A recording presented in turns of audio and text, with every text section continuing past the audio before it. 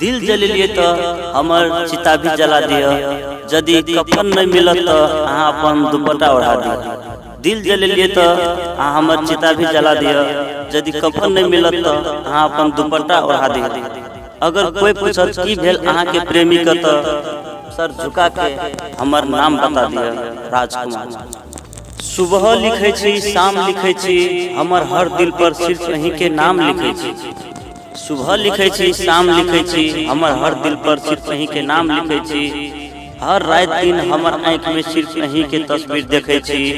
उ एहन कोनो सुबह शाम नहीं हेते जे हम अहाँ के याद नहीं करे छी। कल कहे सो आज कहे, आज कहे सो अब, कल कहे सो आज कहे, आज कहे सो अब। नेटवर्क बिजी हो न जाए कल, फिर हैप्पी न्यू ईयर कहेगा कब।